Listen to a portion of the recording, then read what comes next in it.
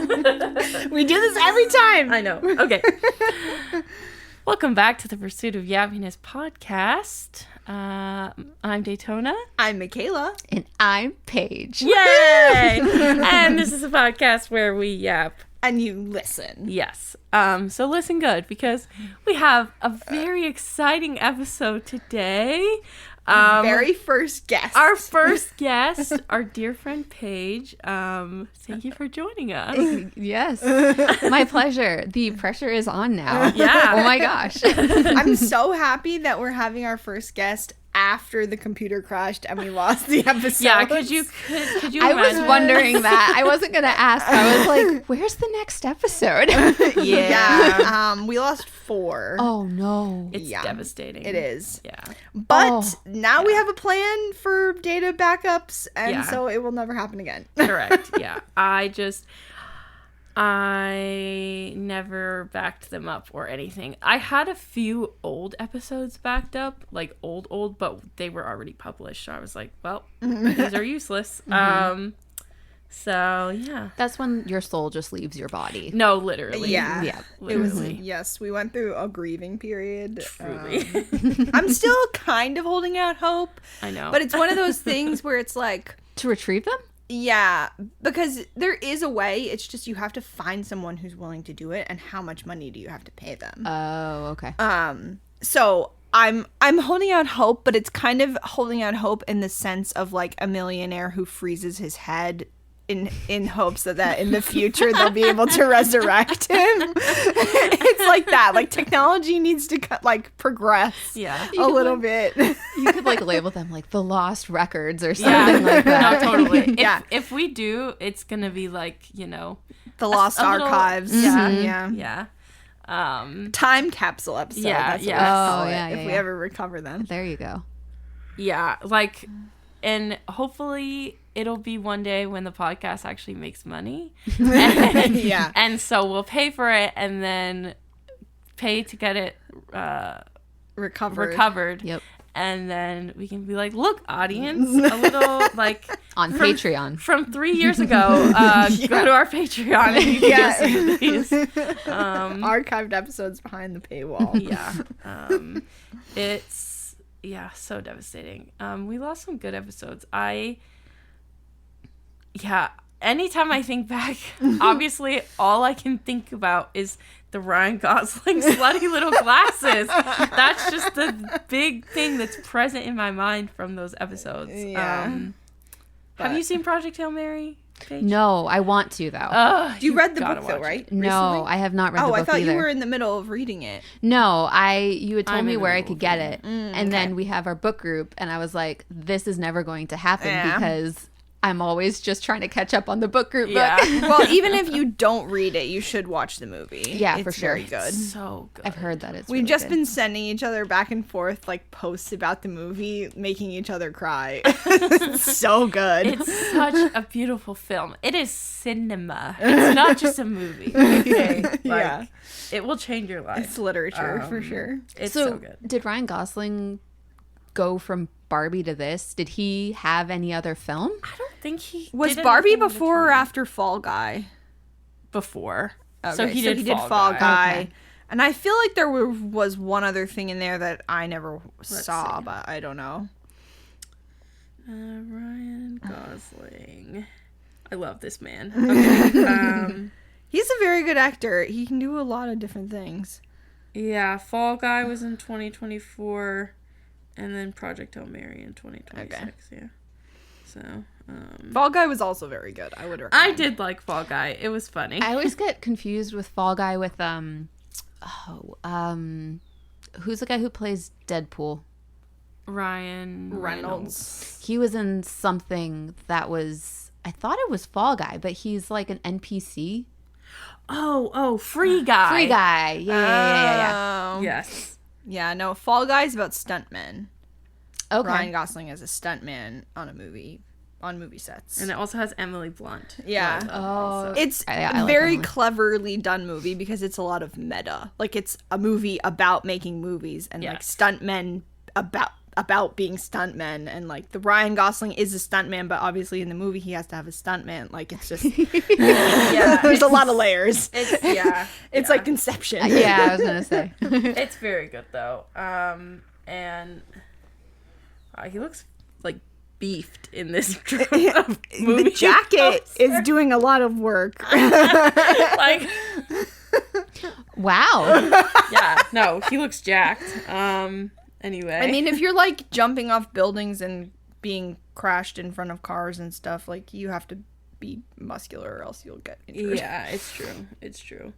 Yeah, he's just, I love him. And I don't know, like, I know he's been acting for a really long time, and like, I think the first thing I ever saw him in was The Notebook, personally.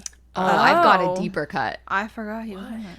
I was obsessed as a kid with, it was a child Hercules TV show. Oh, wow. And he is, I think he's Hercules. Yep. Wow. What? Little, Yeah. like, you know, stick thing with, you know, super, like. Yeah. Young Hercules. Yeah. Oh my god, he's 98. Uh-huh. Look at him. Wow. Yep. Hair. Yep. Uh-huh. Oh my god. I never really understood why people were obsessed with him until I saw Fall Guy, and then I was like, okay, I get it now. I was And pretty then- obsessed with him after Barbie, I'm not gonna lie. Yeah, you liked the Barbie movie way more than I did. Yeah, I enjoyed it. I feel like he went through a couple different phases. Like, he went through, like, the heartthrob from The Notebook. Mm-hmm. And then, I don't know, I kind of lost track of him. Like, he was around, but he, like, kind of, like, was just here. Oh, he was in Remember the Titans, which is different. he But, you know, was. he's in the public's eye, at least with that. And then, I think Barbie. He was in a lot of movies that I either never watched or didn't like. There was one called Drive where he plays like some kind of hitman or something, and it was very bloody and violent. I was not into it. But yeah, so Project Hail Mary, definitely recommend. It's on Amazon, right? Yeah. He's on no. Amazon Oh, now. okay. yeah. So I can I actually have that one. There you go. Yeah, I feel like he was kind of not making a ton of stuff for a Yeah. while, because he had kids in he had kids. He's been with his longtime partner Eva Mendes since 2011, and then he had kids at some point. So after being with her, so I'm assuming that He took a sabbatical. he kinda, yeah, which, like, good for him. I love it Yeah. when I see actors do that. Like, who is it? The other one, the Honey I Shrunk the Kids guy. Oh, I'm pretty sure he, like, left the movie scene because he wanted to, like, be with his kids and I don't think be a I've dad. ever seen that. really? It was very popular with my friends when I was younger, but I don't think I ever watched it. Yeah, Rick Moranis. Spaceballs, Flintstones, I've seen Spaceballs. Ghostbusters. He was in Brother Bear, apparently. I love I loved Brother Bear. I had so the Game much. Boy game. Oh my gosh, that's commitment right there. I had the Game Boy Incredible. game. I played it on my Nintendo DS. Incredible. I can just imagine I little love it. Michaela. I loved Brother Bear. It was a staple in our house. There were levels where you had to like walk across logs, and I always made my brother do those because I got so frustrated when I would fall off. That's really cute. But yeah, no, I love Ryan Gosling so much, and he's never been hotter in this movie. So, Science teacher. science teacher, glasses. In a movie that's about the power of friendship. It's true, and saving the universe. Yeah, with no romantic subplot. None, Oh, which we appreciate. that's nice. Anyway, so with our guest Paige, we are going to introduce a new segment called A Page of History, where Paige regales us with tales of the past. Yes. Yes, I would like to preface this by saying everything is like 5th grade level. I don't deep dive. That's It's what I probably need. more than I know already. yeah, so, yeah. I love history, but I don't got time to do the deep dive. Yeah. So, I have a topic. This a lot of the time it's either something that came from like the news or something like that I'm like, oh, it piques interest or whatever. So I have a question for you all. Oh boy. Okay. It's not a quiz. It's just to get us going. I have a quote or a famous saying, and I want to know if you know what it's from. Okay. All for one and one for all. Sports or war are my two guesses. No, really? You don't know what this is from? It's a movie. It's been made into a movie. It was a book originally. Old. Three Musketeers. There we go. Daytona gets it. My guess was going to be Newsies. Okay. I'm pretty sure that's in one of the lyrics of the song. So yes, it's from the Three Musketeers, and It's about war, right? I wasn't. yeah, it is. It is. So the war is it's a like so the novel is like a French historical adventure. Where heroes are fighting for justice and whatever, and so it was written by Alexander Dumas, and that was in 1844 that it was written. But it talks about the where is the Franco-Dutch War was like the war. So. Anyways, and that was in 1673. Is this the French fighting the Dutch? I believe so. Because remember French 5th grade level? I didn't look into that. Because I remember there's another war that's called like the French and Indian War or something. Okay, but so it's I not do know that one, the and French and Indian War. That one was like right before the Revolutionary War. So that's what like set off. You mean the Revolutionary War in America? In America, yeah. Okay. So yeah. That right. was where like Britain like spent all this money to like protect the colonies, and then they were like, you need to pay us back, and they were like, we didn't even want this war, and they were like, we're gonna tax you. But anyways, but it calling it the French and Indian War makes you think that it's a war between French and India, but it's not. No, but this one is actually French versus the Dutch. Yes. Okay. Yes. At least that's my assumption. Okay. That's my, So anyways, there are the Musketeers, right? So you got like Athos, Porthos, Aramis, and D'Artagnan. D'Artagnan is that 4? so it is 4. It is. I was good catch. Am I confused? So what happens is D'Artagnan, he's this young like whippersnapper who he's a noble, and he wants to join the Musketeers, who is this like fighting force for the king. And so he goes and he like befriends the Musketeers, and they go off on adventures. So it's the Three Musketeers plus D'Artagnan. Okay. So he's kind of third wheeling it a bit. Okay. Fourth wheeling it. Which is the number of wheels that you typically need. and it works, right? Like 'cause they do the thing. But it's actually the character of D'Artagnan is actually a real live historical figure, who Alexander Dumas based his story on. Got it. So it's fan fiction about a real guy. Yes, right? Isn't all the best like ancient older stuff just fan fiction? Yeah. So I have a long name here that is French that I'm going to try, and I have the when like you Google something like how to pronounce how it has like the whatever. So I'm going to try this. Guide. Yes. So Charles Dubat's Castile Mordar Tanyan. Oh, whoops, D'Artagnan. There we go. Really bastardized that one. But anyways. If you're French, please don't hate us. Yes, if you're French, don't hate us. I am just an American who doesn't know anything. Just a girl. Yeah. Out here doing our best. Literally. And crying. Anyways, so that was, he was a real person, and he was killed by a musket ball. And this was during the siege of Maastricht, I believe. It's Dutch. I don't know if... Can I see it? Yeah. It's right there. It's probably Maastricht. Okay. That's at least the German way, so Dutch might be slightly different. Okay. Cool. Close as I got. If I have to say it again, I'll just point at you and you can fill in the gap. We'll just do it like ad libs. Yeah, ad libs. Anyways, Mad libs. Mad libs. Ad libs is when you just make stuff up. Which is fitting laughing since I'm making up. But anyways, okay. Anyways, so that was the real deal, the real character of person. And the legend, though. There was a legend. And so it had been said that he had been buried when he was killed.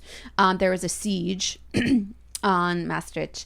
And, on Maastricht. Thank you. Okay. And it was said that he had been buried under the St. Peter and Paul Church. But nobody really knew. His body was lost to time. They just didn't know where he went. There was a letter that said that he was buried in consecrated ground.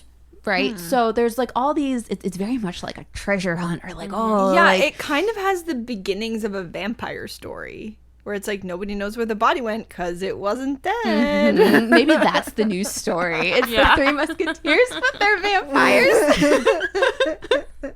And there's a 19-year-old girl who falls in love with D'Artagnan. But I think he's the Playboy one of them. I think, then it if makes I'm remembering sense. correctly. It's been a while since I've seen the movie, which is probably not accurate at all to even the book or the real life. But anyways, so what happened recently on March 25th Of this year? This Okay. is like new news. Okay.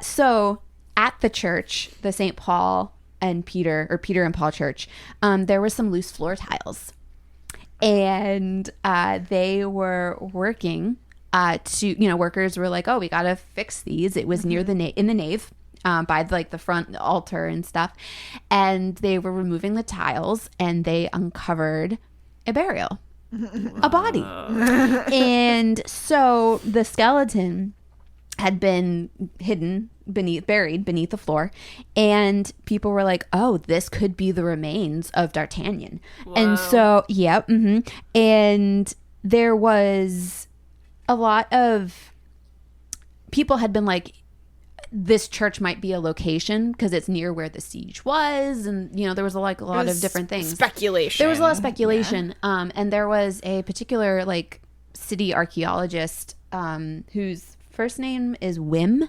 I don't know how to pronounce his last name. That's cool. Yeah, Wim. And so he had wanted to like investigate the church, but obviously when you're dealing with like historical sites, they're not just going to let you steal the Declaration of Independence. Right. So he was just like, okay, and he'd been retired for years, and then of course when they find the body, they're like, oh my gosh. So where it stands right now is they've sent out DNA from the jawbone to get it compared to, they have living relatives of him. So they're going to do that. And then they're also, there's a separate lab that's also just trying to make sure that it is a male skeleton and that the dates are like correct and everything. And then the other things that they found, there was part of a bullet that was in there, which he had died from, I think, a bullet to the neck. So wow, okay, that's in there, and there was also a coin from that era. Wow. And so how many generations removed is that? I don't know. I don't know what the average, or what was the year of his. Oh. So his death was in, I have it written down somewhere. 1673. Okay. I was gonna say it was before the American Revolution. Right. Yeah. Right. Which was 1776. Remember, I've got that do fifth know that I know grade. that from Hamilton. Yeah, no, literally. I'm sorry, what was it? 16 what? 73. I'm just Googling how many generations have there been. Approximately 12. Okay. So I wonder how accurate the DNA match can actually be. Yeah, I don't know. Unless maybe they're comparing it to bones of like generation number 9 or something like that. That's true. That is true. They could compare it to earlier. Yeah. So they're waiting for the DNA results. So I'm keeping my eye out for that because that would be like super duper cool. It's like the lost tomb of King Tut or whatever, but French version. Yeah, Right. And it was like there was this one line in one of the articles that I was reading, when I was looking into this, and it was like, yeah, like they didn't bring the body back because it was in the summer, and like, you have to kind of put two Yeah. and two together, and you're like, oh no. Gross. Yeah. But it is true though. Like, how did he end up underneath the floor? Like, was he buried and then they built the church, or Yeah, was that's it? what I was wondering. But I mean, okay, my mind is just turning this into a fantasy story. Yes. So, Mine like, did too. I was thinking if they were worried that he was going to rise as a vampire, they would bury him under a church because then the hallowed ground Yeah. would, like, keep him contained There or you go. whatever. Or if he was noble, was it like, oh, this is like a place of respect? Maybe. Like, I don't know. Because, like, that's why cemeteries are in the church grounds, but they're not inside the Under the building. church, Yeah. right? Yeah. Yeah. Um. I wonder if it's kind of weird if there's only one body in there. Like, it And would that's the make thing. sense if there was a bunch and, like, it was just a mass grave and then they built a church on it. Yeah. No, it's just the one body. What if he was, like, is he the one that was rumored to be gay? Or was that one of the other musketeers? I can't that aren't remember. real? I was like, Maybe? what if he was, like, really close with, like, somebody who worked at the church or something, and they were like, we're gonna bury you inside We're just the building. adding to this plot line of this story, the vampire gay. I mean, I'm pretty Hey, sure we need to there's- write this. There's definitely speculation about the Three Musketeers, but I don't know if it was him because he's the one who's real, or if it's just people who read the book and, like, you know, extrapolated. Okay. Both in the original 1844 novel by Alexandre Dumas and historical records, the character is definitively heterosexual. Okay. So it's but- just people making up their own stuff. Maybe one of the which other musketeers. Three Musketeers is gay. this One article for all and all for are gay.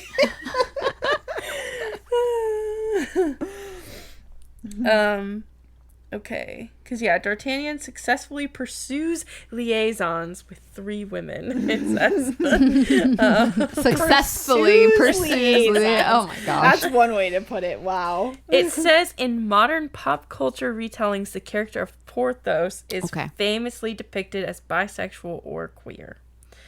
Specifically in the 2-part 2023 French film adaptation, The Three Musketeers, Porthos is an openly bisexual character. I didn't know there was a 2023 Yeah, I didn't either. adaptation. I didn't either. We need to watch this now. Literature. But yes, that is all. Then I am keeping my eyes peeled for information on. Amazing. Yes. Yes, You'll let have us to give know. us an update. I and we'll, yes, and I'm yeah. always keeping an eye out for other topics. Yeah, Yeah. of course. Slim picking sometimes because you gotta like let the world do its thing. I know. Yeah, and if you right. don't want to talk about something that's like oppressively sad, Yeah. or tragic or rage inducing, your options are limited. And like know. I have such a soft spot for like ancient history, like Egyptian and Greek and all that different stuff, and I'm like, it's very far and few between when stuff Yeah. like that actually like New things you know. don't really come up very often. Yeah. Right, So- right. Yeah. Yeah, we definitely oh my gosh, cat. We definitely struggle sometimes figuring out things to talk about because I just feel like there's just so much the horrors. Oh, well, one of my superpowers is I can be extremely random. So if you're ever stuck, just text me and I'll just give you like the random topic. Perfect. Yeah. I saw an interesting video. I forget who what the guy's name was, but he was some kind of like financial analyst, and he was talking about how children are going the way of horses. And let me explain. Back in the day, there were horses everywhere because people used them like in daily life. Right. Yeah. And the cost of having a horse was worth Oh, I like see where this is the going. like the Benefit? benefit of what you got out of it. So they were everywhere. But then when the car was invented, it slowly transitioned into the only people who have horses are the ones who really love having them because they have to put up with the mess, the cost. Yeah. They have to have the space, Right. whatever. And so he was talking about children are the same way, where like that used to be the default and there was no other option really, or you needed the children to work the fields, Right. and do all of the chores and upkeep your giant property and whatever, because that's how you had standing in the world. Right. And so now it's transitioned into the only people who are having children now are the ones who actually want them, and so like can afford them and are willing to put up with the mess, the cost, have the space, Right. same as horses. And I thought that was really interesting. That is kind of a funny like just observation, like a societal shift where like instead of doing it as a default because you don't have any other option, you're opting into it instead of like having to opt out specifically, which I thought was really interesting. Yeah, just as like a societal economical shift, right? That over time in history is things are changing, right? Mm-hmm. Yeah, that is super interesting. Yeah. I saw an article recently that I thought was very fun. The article is, this is the title. Gen Z leads bird watching boom as more Britons reach for their binoculars. It's like about, Brighton, like in Britain.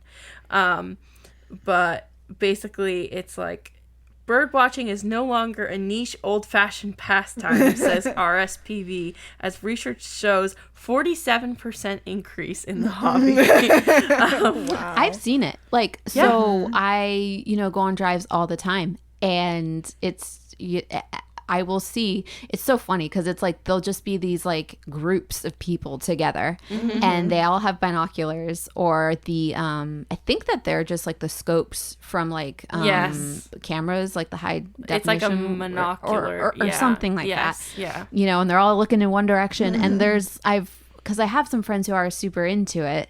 And there's, it's like they all know each other, and they're all like, oh, this bird was spotted here. And then they flock, yes. Pun intended. And they just go. And I love that for them. I love when people find communities. Totally.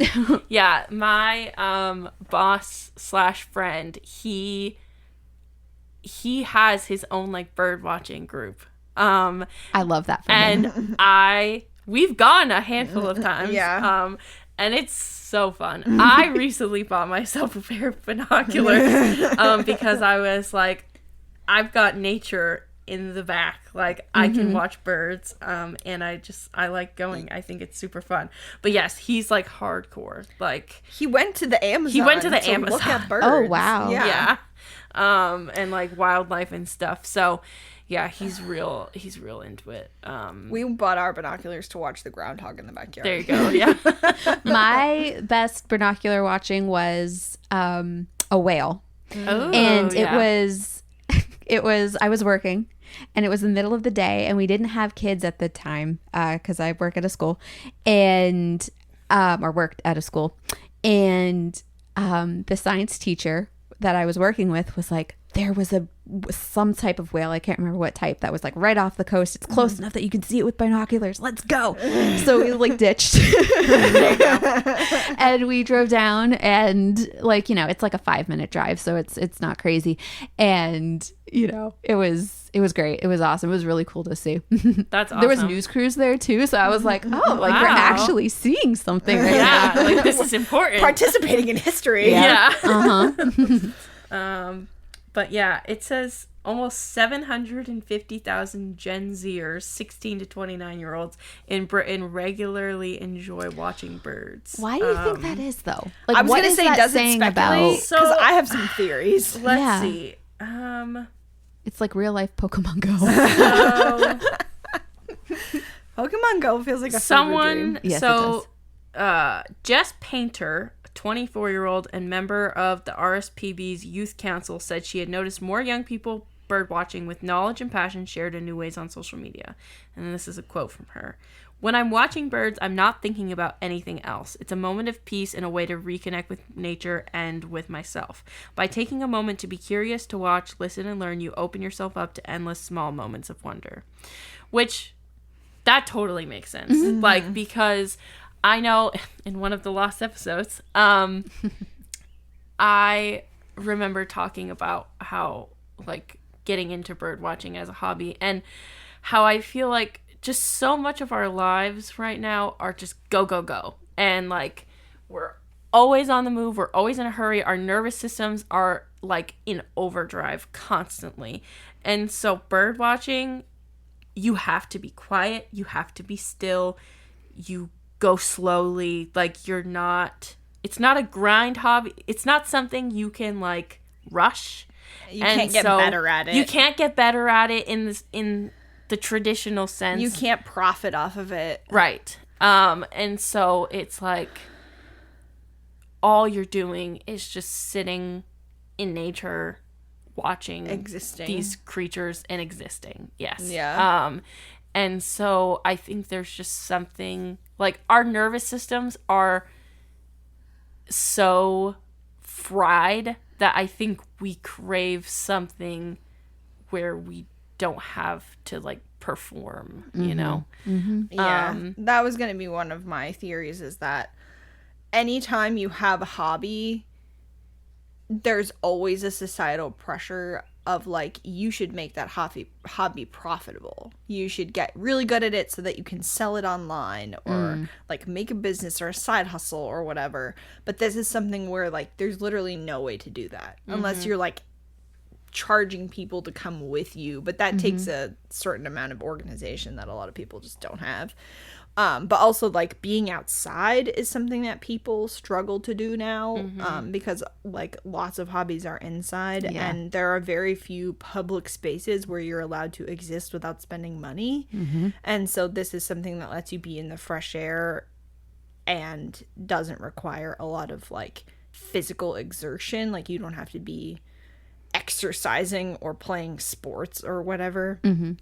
And the community aspect of it. Yeah. Like, Right. there are other people, like, bird people are a special bunch. And so it's like, yeah, I think the community aspect, the slowing down aspect, and the fact that it's, like, a relatively free hobby. I mean, if you want to buy yourself a pair of binoculars, I mean, I got mine at Walmart for, like, $30. Yeah, So, I mean, it's you know. a very low barrier to entry. Like, most places that you go to birdwatch are free to enter. Yeah. You don't need experience or knowledge or equipment. You just show up and look around. Yeah.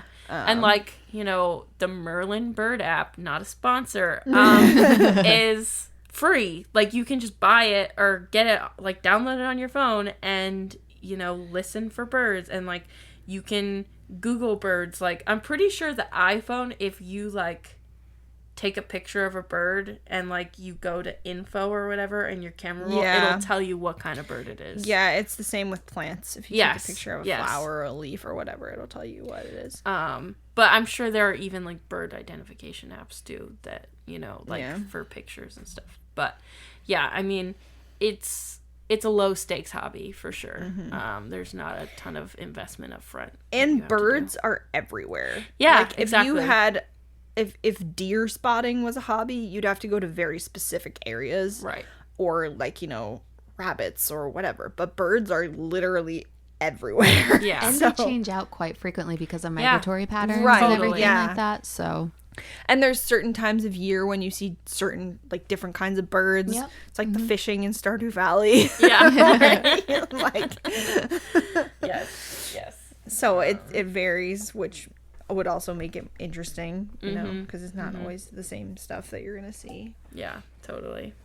So, yeah. I just want to know how it, like, caught on, because all that stuff is great. Yeah. But you got to get people to do it. Right. And, like, buy into it. Not like, financially, but just, like Social media. I was going to say, I mean, feel like it became, like, a social media trend for a little bit, and then it kind of... And it's something that you can do with strangers without knowing them at all. Yeah. Like, without having any level of, like, trust or vulnerability with a stranger. You just walk around the woods with them. Like, it's not... You don't have to know people. So if you just put out a thing on the community Facebook group that says, like, bird watching, people will show up and you can just go and you don't need to do any prep work. Right. Or really any organization. because even if no one shows up, you can still do it. Yeah, it's true. It's true. Yeah. Yeah, it's interesting. But I appreciate it. I'm like, honestly, this is great. And I would do it more, honestly. Yeah. So. And, I mean, you can bring your kids, you can bring your dog, you right. can bring your, like, old grandma. Like, everybody can do it. Yes, anyone can do it. But, yeah. But I think specifically the fact that young people are doing it is what's interesting. I mean, because bird watching has been around for sure. It's like, but I remember telling someone that I went bird watching and they were like, "What are you, 40?" And I was like, "No." But like it's turns up and out coming. Young people can appreciate nature too. Yeah. So yeah, but also funny. It's not the only old lady hobby that's becoming popular with young people. Like crocheting and... Yeah, all the fiber arts. Like crocheting, sewing, cross-stitch, embroidery, I feel knitting. Like that stuff's always been present. It's just that people have figured out how to be on a platform with it. That's true, too. Yeah, yeah. Because, like, I feel like we all knew the kid in school that, like... You know, there was a couple of them who would knit, who would crochet. There was a knitting club in high school. Yeah. So, yeah. Granny hobbies are like oh my gosh. Yeah, definitely. Baking, reading, whatever. Yeah, like, but also like doing the crossword has become very popular. And like all the New York Times games, the puzzles. Yeah, but also there's an element of like people might have been out there doing them before, but before social media, like, it didn't spread as fast. So, like, I know I wanted to learn how to crochet, but I just didn't know anyone who could teach me. And so I needed to wait for the boom of, like, how-to videos in order to get into it because I didn't have any other way to access it. And then also when you see people posting stuff that they've made, it inspires you to want to learn how to make those things. Right. Yeah. And then also sometimes you look at it and you're like, I could do that. Like, why would I spend this much money to buy the thing when I could definitely learn how to make it? Right. So it's just it's a combination of all of it. It's the same with D&D. Like, D&D wasn't popular for a while because you had to know someone to, like, teach you how to play. And unless you're me and I force my friends into playing and we learn together and it's messy. But then with it being popular online, you could learn online watching videos, you could watch people play, like, whatever. So which, speaking of D&D, Paige is the incredible DM Oh, shucks, for guys. our current play-by-post campaign with all the characters you've heard about before, Sylvie and Tamsin and Leora and all the lovable, and Clea, all of them. So another great example of me being like, hey, I want to do this thing. You guys have no clue what I'm talking about. And when I broached the subject with them, they were like, I don't know about this. They were very polite. I was dubious. They were very polite, and you were very like, yeah, we can give it a shot. There was a lot of hesitation. I was like, just trust me, okay? And it's changed our lives. It has, yeah. So never go back. Nope, never. Yes. These characters live in my brain. And we're getting to the really juicy bits now. Oh, yes, we are. Well, it's funny because, like, I wasn't expecting it to be, like, emotionally heavy or, like, more of a, like, role play heavy campaign. Like, because, you know, I'm used to the standard, like actual play, live play, like stuff. That kind of stuff where there's more combat and there's more, you know, all that different stuff. Well, the people you play with in your other campaigns are more into that type of style.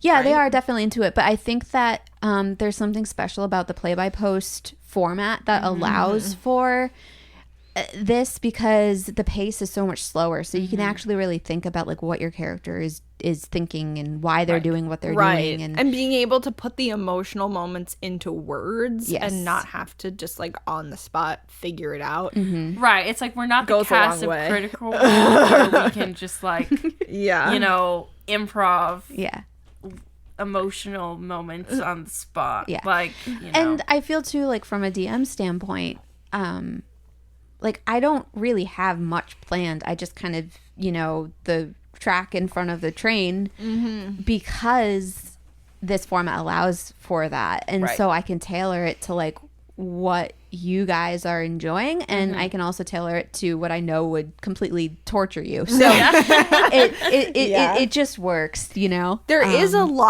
definitely a lot more quote unquote audience participation with this type of, where we can sort of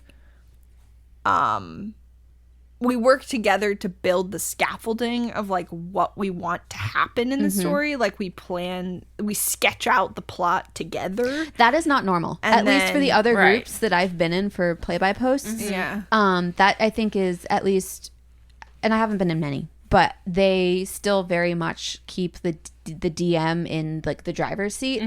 But I really enjoy what we've kind of created and how we've settled into our own game. I mean, I think it's because we're all writers. Yeah. Like, we just want to write the story that we want to write together. And, like, we use D&D... We're all readers also. Right, like, exactly. We use D&D as the sort of...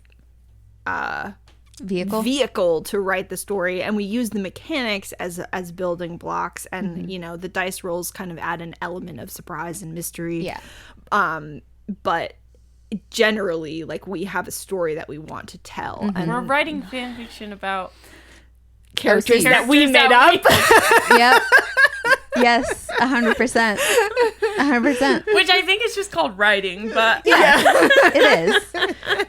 But I mean, we all have read a lot of like romantasy and all that different stuff. So everything's an archetype. And so when you guys showed me pictures of your love interests, I was like, I knew exactly immediately who was who and what was what.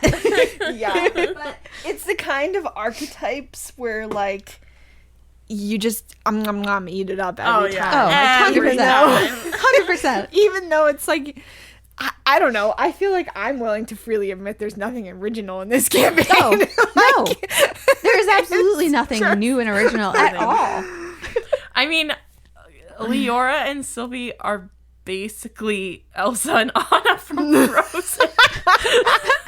Are they? See, that's the thing. A lot of the time, like, I don't know a lot of like the younger like kid movies and stuff like that. My siblings were hugely into Frozen, and obviously watches it like every day. Yeah. The only reason that they're similar is because they're sisters. Like, I feel like everything about it, else about it, is not the same. Okay, give us the breakdown. Listen, because we both have in the campaign, we both have magic powers. That's and in true. Frozen, only one of them has it. That is true. However, your whole like Syndra's awakening thing, where Leora gets her powers, that is so very similar to Elsa in the sense that like they become out of control for her, and she hurts, and somebody gets hurt, and like it's just it's a whole thing. And then this idea that like she like her emotions being very interconnected with her powers, and just the whole thing like where pretty sure Elsa's a lesbian, and like younger sister having love interests and like feeling like a little bit like an outsider, third wheelie, yes, and Tamsin just needs a lovable animal companion. I'm sure. I mean, he's like a forest man, so it's only a matter of time. Is Tamsin a druid? Like, is that like no? No, he is not a druid. Well, he's a druid in my mind. In my headcanon, he's a druid. I'll just say he's a spicy fighter.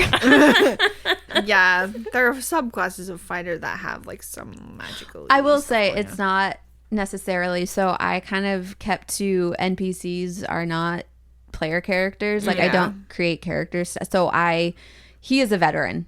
I think that's the stat block I used for him. But then there's another thing that you guys don't know. A secret. A secret. And well, he like spent time with the Fae and the forest spirit. Like he has to know some magic like about something. Well, and his tattoos lighting up and stuff like that. It's we'll figure it out. Yeah. What a mystery man. Look at that face. I will say there is a trigger. Oh. There is a trigger. Oh, boy. Now we need to experiment. And technically, you already know what it is. What?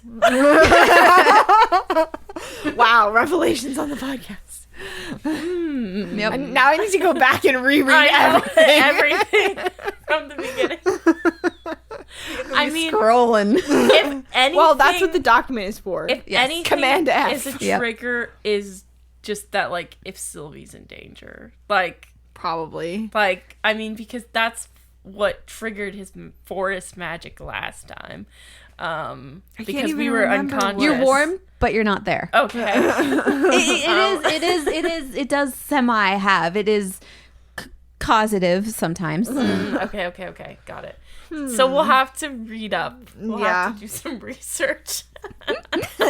But yes, and we went to the Ren Fair yesterday. I was loosely dressed as Sylvie. My costume in October will be a little bit more. I love that you guys are doing Oh, yeah. Yes. And Jake was very much dressed as Samson, obviously. And he was Jake, when he found out there was archery at the Ren Fair, he was like, I have to do the archery.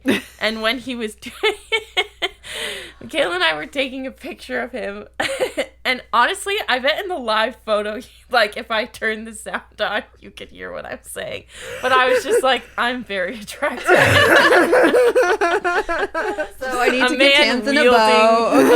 man wielding a weapon. We Yeah. totally, if they weren't like $1 million, Oh, yeah. we would have gotten him a sword, but, For sure. you know. For sure. Yeah, it was a raging success, the Ren Fair. Everybody loved our outfits. Yeah. There was one lady who even told us she wanted us to come teach her homeschool cohort how to make chainmail. Oh my chainmail gosh, and look at the you little two. shoulder thingies. I love it. So I might be reaching out to Kara. From the state homeschool coalition. Yeah. Yeah. Kara, if you're listening. But yeah, no. We're having a blast was with very this fun. campaign, and having a blast at the Ren Fair yesterday was great. Like, just, I don't know. I just feel, like, I felt very confident. Like, just this idea of dressing up as another person. It's I'm addictive. like, wow. Like, Right? Okay, so I've done Comic Cons and I Right. would dress up as the Black Widow. Yes. And I would put that suit on, and let me just tell you, I was a whole other person. And then, like, you get people, I don't know, do they ask for pictures at Ren Fair? They didn't. didn't. There was a lot of people who, like, commented on our outfits, said Yes. they Okay. looked great, asked if we made them, but nobody wanted to. Okay. Because at Comic Con, people will ask for photos. Right. Either people who are in costume or other people. Right. And there was two like moments that like really stuck out. One was the first time I got there, somebody asked for a photo and I was like, sure, because I would know like what the norm was. Yeah. And so I, pose. I think I did like the, the standard Black Widow like from Iron Man 2. Like- Yes, exactly. Yep. And then all of a sudden there's just like a ring of people around me taking a photo. That's incredible. And I was like, oh my gosh. That's like the ultimate compliment I for kind I of know. really like this. costume, Yeah, it is. It's a massive, massive compliment. That would go to my head. It kind of is. And then, but the other one though, which was more of a favorite, was I'm like in a circle with some of my friends, and then all of a sudden I hear this little voice behind me go, Black Widow, can I have a photo? And I was just like, my friend next to me starts like crying, probably literally just from sobbed. like, yeah, like it was the like, it was just heart like through Yeah, it, just yeah. But yeah, so dressing up and Yeah. kind of being able to kind of, I don't know, be somebody else a little bit. Yeah, totally. It's just great. Yeah, I feel like because we weren't dressed up as specific people that other people knew. Like, I feel like if we were dressed up as, like, ACOTAR characters or something, and, like, we're more recognizable. I didn't actually see anybody that I was like, oh, that's so-and-so. I didn't either. I feel like Ren Fairs are more like just dress up how you want to dress up, and Yeah. it's less about like the actual people. characters, right. It is, the next one that we're going to is the D&D themed weekend, so This I'm was wondering... D&D day, too. Oh, really? Oh, Yeah. But it was the smaller local Yeah. one. I'm wondering if there will be a lot of Critical Role people there. Yeah. Because it's a Yeah. I am considering. I was like, this time frame was too short for me just in everything, but I'm like, I mean, I love Comic Cons and stuff like that. So I'm just like, I want my flowy princess dress. Yes. And the flower siren crown. song is calling you. Yeah. Yes, it is beckoning me. Yeah. So, yeah. Yeah. No, it's so fun. And I think, like, I remember when I was younger, like teenager-ish, I really wanted to work at Disney. As like Me too. one of the characters. Yes. Because I was like, I could do that. Like, that would be so fun. Because you would just have these like little kids like coming up to you all day, wanting their photo, but also creepy adults. Yes. But kids just like meeting you and you're like their hero, you know? You know what my dream was? And it still kind of is a dream. Be the mermaid in the tank. Oh, yes. 100%. Is there a mermaid in the tank at Disney? I don't know. Just any place that has mermaids. No, I just see. like Be in an the tank. aquarium that has, Oh, a mermaid. Yeah. That'd be cool. I have a special place in my heart for mermaids. Love it. Like if there was an opportunity and I was somewhere and they had like the fins, the tails, and like Yeah. I would 100% be wiggling my way into. Yeah. As you should. Yeah, I that'd love be that. cool. That's so fun. Yeah, I was saying they had at the Ren Fair that we were at yesterday, they had these they had a tent that said free quests, and they had this like quest board where like you would talk to someone like an employee and they would give you a quest in character and you would have to go out in the Ren Fair and like find the thing that they told you to look for. Did you do or it? Whatever. We tried, but We got a little off track. Oh, okay. But we did do some. most of them were like find this person, and they had a whole board of pictures of people that were employees of the Ren Fair but dressed as characters. So you had to like remember what they looked like as you walked around, and it was just too hard. Like as soon as we There were walked so away, many I couldn't people. remember what they looked like anymore. You failed those intelligence checks. For Yeah. sure. But I was thinking it would be really cool to work there next year and be one of those characters. Yeah, That would be really gives cool. out quests to people. Have you looked into how I people get haven't. hired or It's anything been like less that? than 24 hours. It might be. Oh yeah, it literally was yesterday, wasn't it? Yeah. But I plan on it because I think, if I remember correctly, when I went to buy the tickets, there was a section on the website that was like, come work for us. And I just don't know, like, it's only 2 weekends in May, and I feel like I could Yeah, that's totally- very low Yeah. commitment. Yeah. Work or volunteer? I don't. I don't know. But Probably even volunteer. still, even It's- if it was I mean, Even if it That was would still be- volunteering, it that'd would still be so a blast. fun. Yeah. Yeah. As long, I mean, hopefully it wouldn't be pouring rain, but whatever. Yeah. I just feel like it would be really cool to like be a character and interact with people who came and give them trinkets and give them quests and like whatever. I think it would be really fun. Did you have any food? We did. Yeah. How was it? It was good.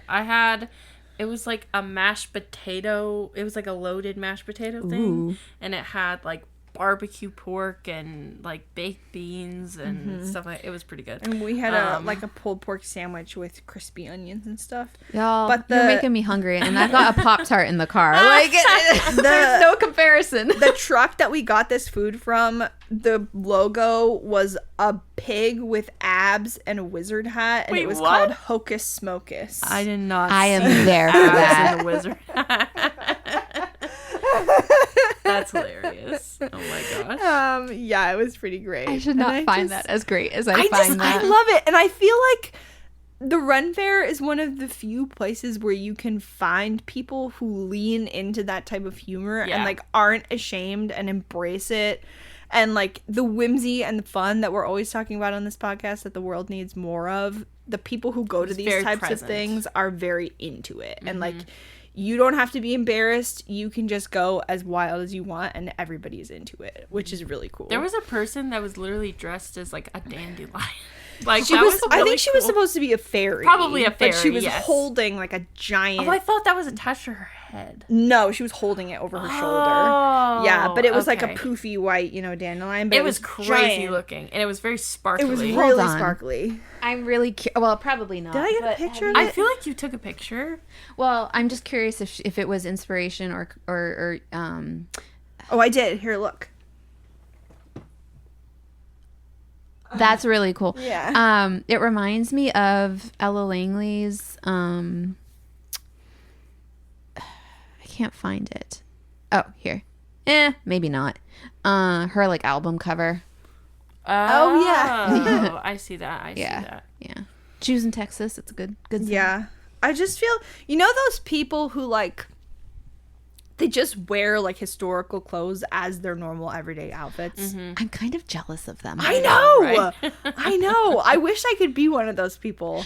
You know who I always was as a kid?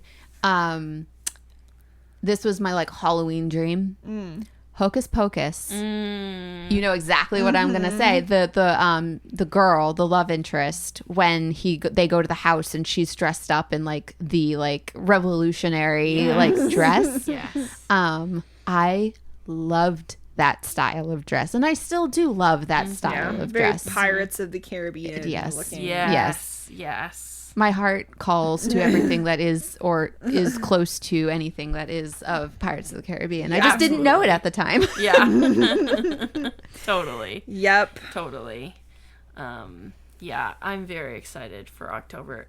I was pleased with my outfit yesterday too. I'm really glad that I bought the corset because it just wouldn't have it really tied everything together. Corsets are magical. Yeah. They really will. They're like the finishing touch. It's like the piece that you need. It's like you either need armor Yes. or a corset or both. Yeah. Or both. Or both. Both is good. Yep. Yeah. So anyway, folks, if you ever get the chance to go to a Ren fair, lean into it. Go. Make a fool of yourself. It'll be so fun. Yeah. Totally. There were some crazy costumes, like and people in like full armor too. I'm like, aren't you hot? I've met It was boiling a couple of yesterday. those types of people in the wild, and let me tell you, they are interesting folk. Yeah. One of them, we Heavy, too. were nearby to them when we were getting fried dough, and he was dressed in full plate armor, and he was talking to his friends. I think he was an employee dressed in full plate armor because he was like, his friends were attending and they were like, "You've been here all day, dude. Aren't you sweating?" Like, whatever. And he had the full plate armor like strapped on him, but he had like jeans on underneath. And I was like, dude, at least wear something that's gonna breathe. Yeah, Like, yeah. Or there was that one woman, we were standing in line while you guys were getting the empanadas, and she said they were selling. Yeah. What was she? It what was did she call them? ceramic, like cup-shaped thing that you could put down your boobs, and you put ice cubes in it, and it would cool you. What? Yeah. It was yes. called like bodice cooler or something like that. That's Yeah. really cool. And she was like, and guys can put them in their underwear. Don't share though. And I was like, okay, lady. Like, too much interaction with a stranger. Oh man, now you guys are making me want to whip out the good old heat gun and the the foam board. the foam. So Yeah. I made a Bucky Winter Soldier arm for that's cool. names. Whoops, bleep that one I out. believe it. Yeah. That was really fun. That was really cool. He looked incredible. awesome. Like that whole I outfit was I really need to cool. see a picture of this. Yeah, we have it somewhere. I could see that too with like the hair and everything. The Yeah. hair. I think that's what started the growing out the hair, right? No, he had was done already doing it? before, Okay. Yeah, because that was when we went. That was Comic-Con. Yeah, and he did the outfit where he has the mask on, so that he didn't Nice. have to shave off his beard. Makes sense. Makes sense. That's cool. But yeah, he looked really awesome. I want him to get his hair cut like that again because that was my favorite hairstyle of his. But Yeah, I want to see this photo. I'll have to dig it out. Yeah, for sure. I might have it. But yeah, I think dressing up, there's just something so special about it. Like, I still like to dress up on Halloween because I'm just like... It's the only socially acceptable time. Yeah, exactly. It's the only day that you're allowed We to. need... Okay, one of our girls' nights...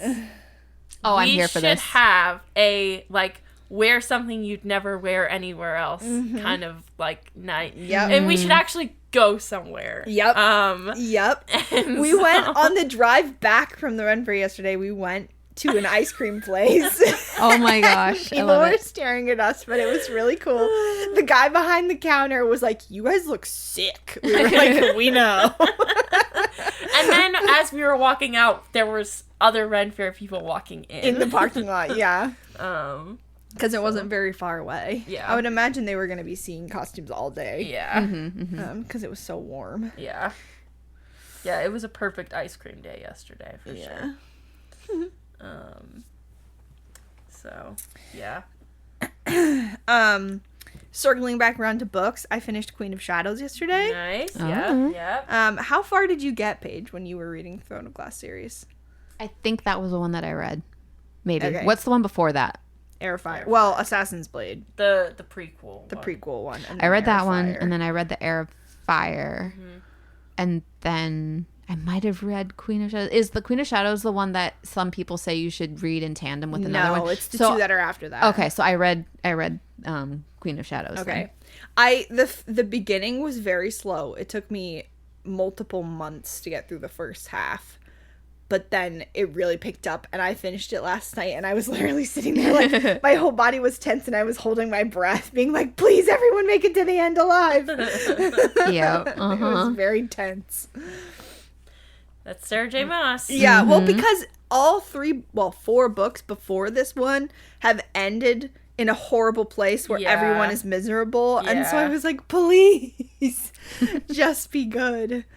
And I will say there's definitely a lot of loose ends that still need to be wrapped up.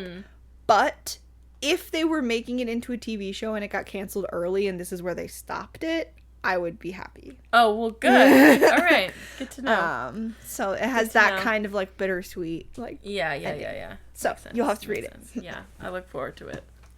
And I do intend on doing the tandem read Nice. of the next two You'll books. have to let us know if it's worth it.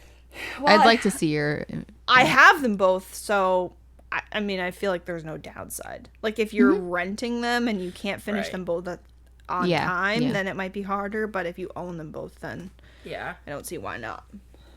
Yeah. As long as you're not traveling, because then you have to carry two books with you Yeah, everywhere And they're you go. hefty books. They are hefty. A friend of mine who did the tandem read did it on Kindle, and she was like, I would recommend that just because then You can it's, carry it it's- around. Yeah, you can carry it around, and it's easier to go back and forth, and you're not like trying to juggle two books.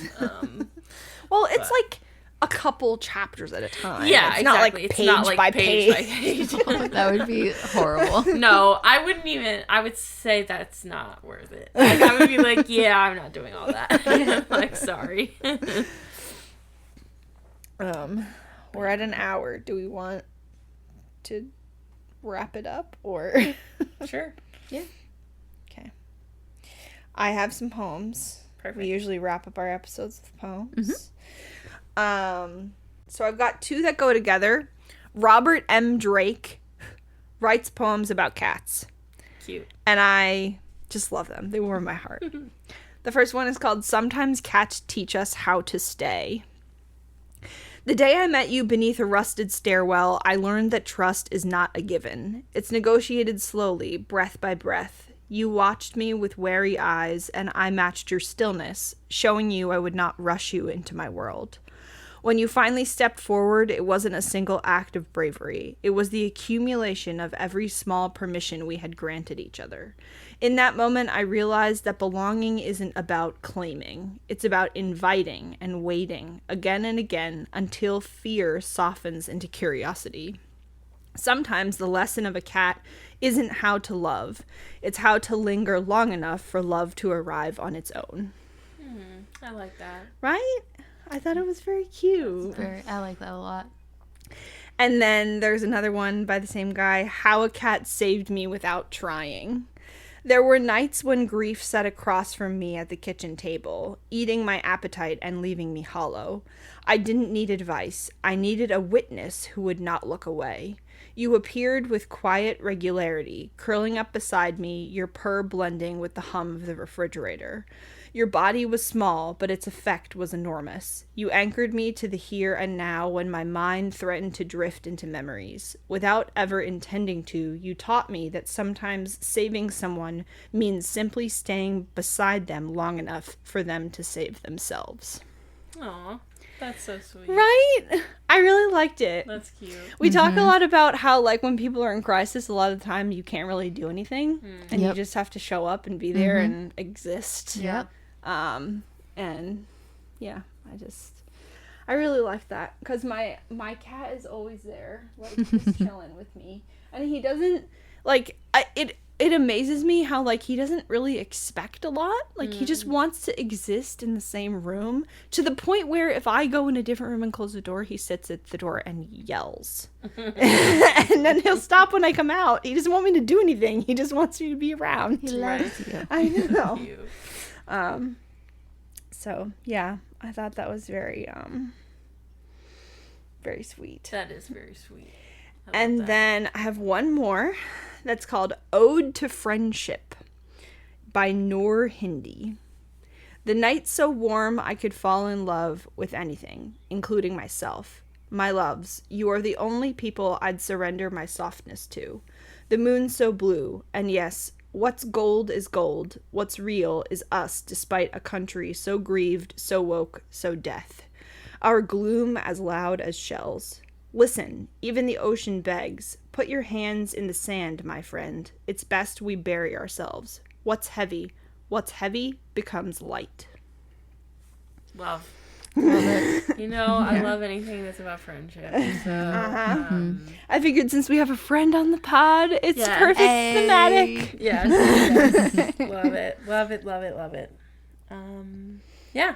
Well, Thank you for coming, Paige. Yeah. Thank you for having me. It was a blast. it was so fun. It was a lot of fun. It was so fun. I hope you had fun. We had fun. Oh, so much fun. I'll have to crash it again. Yeah, absolutely. Yeah. If you come up with more things that you would like to discuss, please. Yeah, We would love. absolutely. Yeah. The public wants to hear it. The public wants a page in history for sure. Yeah. Well, on that note, you know where to find us. At YappinessPod on Instagram, yappinesspod@gmail.com. Okay, bye. Bye.